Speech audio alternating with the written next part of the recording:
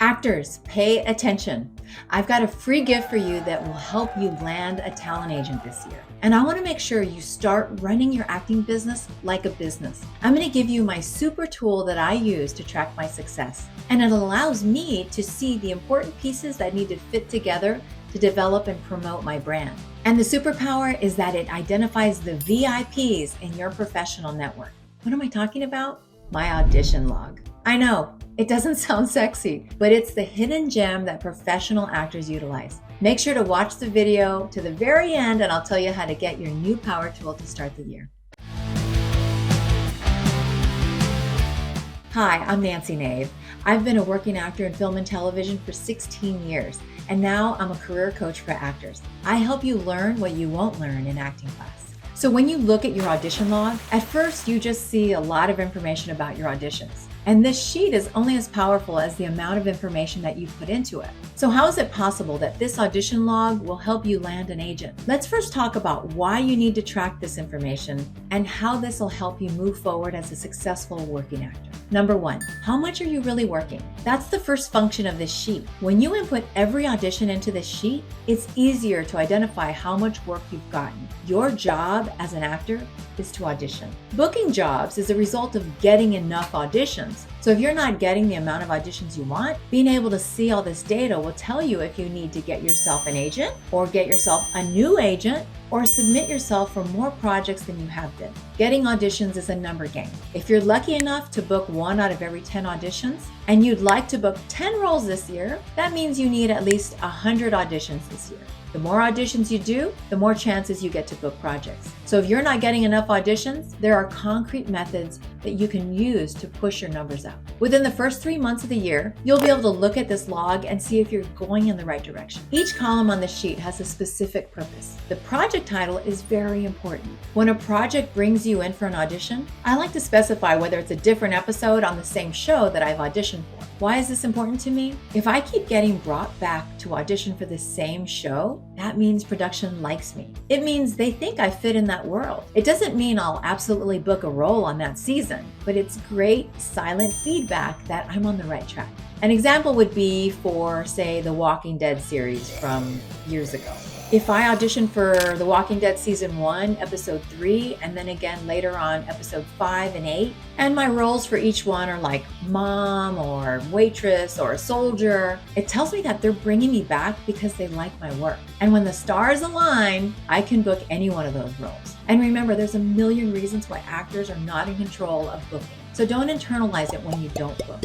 I promise you that the casting directors who are bringing you back are not playing games with you. They're serious. They can really see you on that show. Why is the role column so important? Have you ever heard people talking about branding yourself as an actor? I get it. We're actors. We say that we can play any role we're handed. But before our name is known to the world, all we are is a face. Casting directors can look at a headshot and pigeonhole you as a certain brand or role. And that's not a bad thing. There's a lot of roles out there for moms or lawyers or teachers. That's easily within my brand.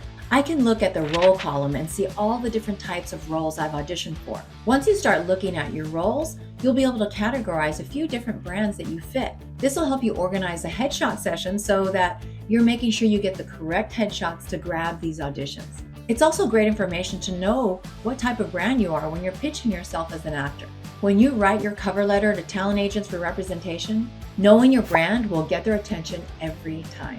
If the agent is in need of an actor with the brand of criminal, tough guy, biker, and those happen to be the roles you've been auditioning for, you're going to be on their radar quick. It really helps you identify how people see you. And film and television is all about booking actors who fit the vibe and look of the role. The wardrobe column. Why should you care about that? When you get a callback, the smart thing to do is to wear the exact wardrobe you chose for your first audition. If casting and production fell in love with the actor who auditioned in the bright blue shirt and they give you a callback and then you show up in a yellow shirt, they just might miss you. When you get a callback, it means you're super close to booking that role. It means that they liked what you did with it and the choices you made. So when you change your initial choices from that audition and try something different in the callback, it becomes confusing. The other way I use the wardrobe column is that I find what works on camera for me. If I'm getting callbacks when I wear a purple blouse in my roles as mom, get ready to see that purple blouse a lot. There's a reason that actors, athletes, and musicians are a bit superstitious. When we find something that works, we're going to stick to it. If it's not broken, don't fix it. If the shirt works, wear it. You don't need a lot of wardrobe to be an actor. You just need the pieces that work for you for your auditions. And remember, the simpler you keep wardrobe for your audition, the less distracting it will be for casting directors. And they'll be able to focus on your face and not your dangly, shiny earrings. The audition type column. Why do you care if it's self-taped, live in person, or on Zoom? You might be able to see a pattern of which type of audition you excel at. If you're getting callbacks and bookings for your live auditions, but not seeing much movement on your self-taped auditions, that could tell you that you need help with self-tape setup.